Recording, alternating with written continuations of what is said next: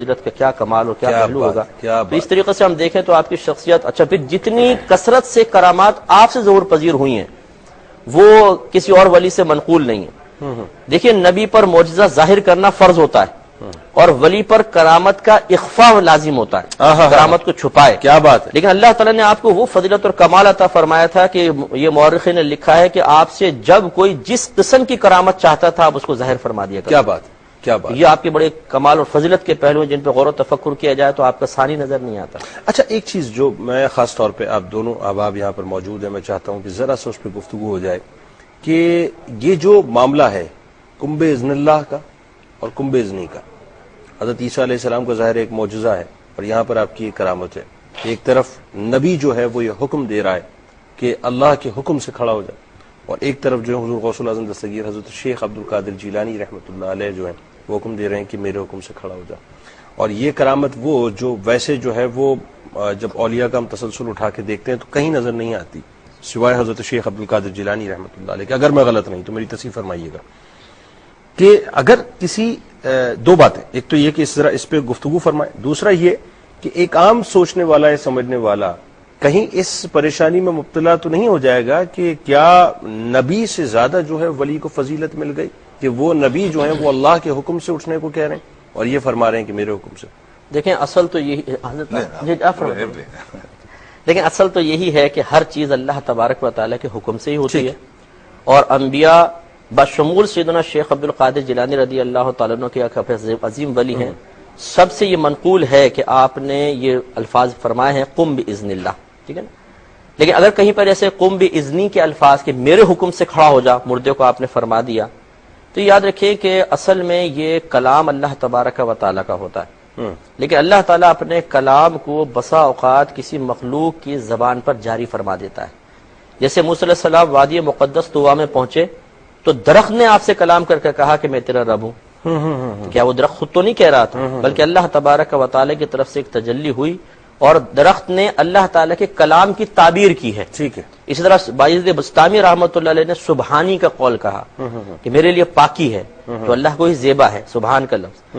تو شاگردوں نے کہا کہ حضرت آپ نے ایسا قول کہا، فرمایا کہ میں کہتا نہیں ہوں، اللہ نے میری زبان پہ جاری کیا ہے. یہ حقیقتاً اللہ تعالیٰ کلام فرما رہا ہے لیکن وہ میری زبان پہ جاری کر دیا گیا. اور اگر تمہیں اس کا یقین نہیں آتا تو جب اس قسم کا لفظ کو میرے زبان سے نکلے تو مجھے قتل کر دینا.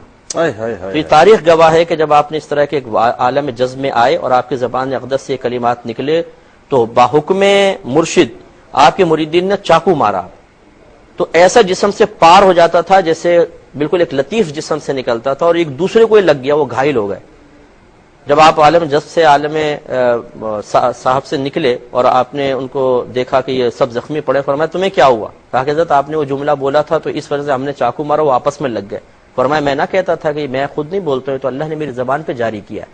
تو حقیقتاً معاذ اللہ یہ خیال لا ہی کوئی نہیں سکتا. دیکھیے اگر کوئی خدا نہ خواستہ اس طرح کے شرک ارادتاً اس کو شرک کرے کہ یہ اللہ تعالیٰ کے وہ افعال جو ذات باری تعالیٰ کے ساتھ خاص ہے کہ خالقیت اور زندہ کرنا، کسی کو موت دینا، یہ اللہ تبارک و تعالیٰ کا کام ہے. منصور حلاج رحمۃ اللہ علیہ کا معاملہ ان الحق کا، جی ہاں، وہ بھی تو یہ مخلوق یہ اللہ تعالیٰ کے ساتھ خاص ہے. اب اگر یہ مخلوق کہے گا معاذ اللہ اور وہ قدرت اختیار سے اور اپنے ذہن میں ان الفاظ کے معنی کو ملحوظ رکھ کے بغیر اجازت الہی کہہ رہا ہو تو شرک کا مرتکب ہوگا، اور جو شرک کا مرتکب ہے وہ مقام کیسے پا سکتا ہے؟ ٹھیک ہے. اس لیے اس کو اس بات پر محمول کرنا پڑے گا کہ اصل میں وہ اللہ کا کلام تھا لیکن آپ کی زبان پہ جاری کر دیا گیا، مردہ اللہ کے حکم سے ہی کھڑا ہو. یعنی اس میں ڈسکرمنیٹ کرنے والی بات تو نہیں ہے، اور اس میں پھر یہ بھی واضح ہو گیا جیسے آپ نے شاید فرمایا کہ اس میں کوئی نبوت سے بڑھنے کا مقام ہی نہیں ہے، تو اللہ کے حکم سے. اچھا پروفیسر تھوڑا اور بات کو آگے بڑھاتے ہیں. فضیلت کے اعتبار سے اب دیکھیں دور جدید میں اس دور کی جو ہم بات کرتے ہیں تو ظاہر ہے حضور غوث الاعظم دستگیر حضرت شیخ عبد القادر جیلانی رحمۃ اللہ علیہ کے بڑے فضائل اور بڑے شمائل ہمارے سامنے ہیں،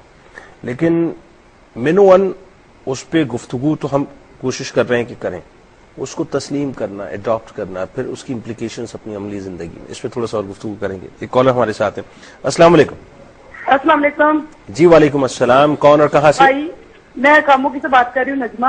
جی نجمہ صاحب. میں نے بات کرنی ہے مفتی صاحب سے کہ اگر یہ مہینہ گوشت پاک ہے تو اس مہینے میں زیادہ سے زیادہ کیا پڑھنا چاہیے، اور دوسرا یہ میرا سوال ہے کہ کاروبار میں برکت کے لیے کیا پڑھنا چاہیے؟ بالکل ٹھیک ہے، آپ کا بہت شکریہ، آپ نے ہمیں جوائن کیا. جی پروفیسر صاحب فرمائیے. جی بسم اللہ الرحمن الرحیم.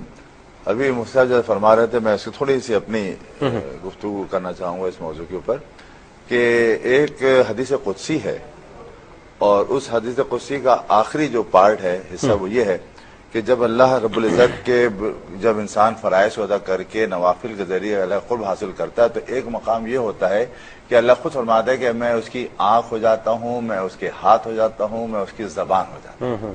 اس پر غور کیجئے کہ حدیث قدسی ہے۔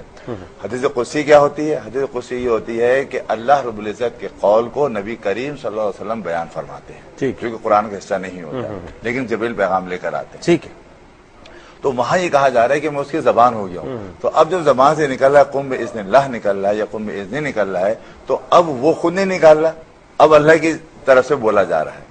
تو جتنے بھی اہل اللہ ہیں وہ یقیناً ہم جب ان کو اہل اللہ کہہ رہے ہیں، مقام ولایت ان کو فائز کر رہے ہیں، تو اب ان سے تو از خود تو کام ہونے ہی نہیں ہے نا، وہ اللہ رب العزت جس سے کام لینا چاہتا ہے لے لیتا ہے۔ اب نبی کے ہاتھ سے ہوتا ہے وہی کام، وہ معجزہ کہلائے گا، ولی کے ساتھ اگر وہ کام ہوگا تو وہ کرامت کہلائے گا، اور اگر نہ ولی ہے بیچ میں نہ نبی ہے اور ہو رہا ہے کوئی ایسا انوکھا کام، تو قدرت الہی کہلاتا ہے۔ تو قدرت الہی تینوں میں موجود ہے، وہ نبی کے وسیلے سے ہو رہا ہے، وہ ولی کے وسیلے سے ہو رہا ہے۔ تو اس طریقے سے سیدنا غوث اعظم رضی اللہ تعالیٰ عنہ نے بھی بے شمار ان کے ایسے کرامتیں ہیں کہ جو انسان کو سمجھ میں نہیں آتی۔ میں آپ کے سوال یہاں لا کے جوڑ رہا ہوں جواب کو، کہ فی زمانہ ظاہر بات ہے کہ جو ہمارے عام مسلمان ہیں ان کا علم جو ہے وہ بہت کم ہے، بہت ہی سرسری ہے، بلکہ میں یہ کہوں کہ بالکل نہیں ہے تو شاید غلط نہ ہو، الا ماشاءاللہ کوئی گھرانوں میں تعلق ہوتا ہے۔ اچھا، جب آپ کو علم ہی نہ ہو تو آپ کو ذریعے سی بات جو عجیب لگتی ہے گی،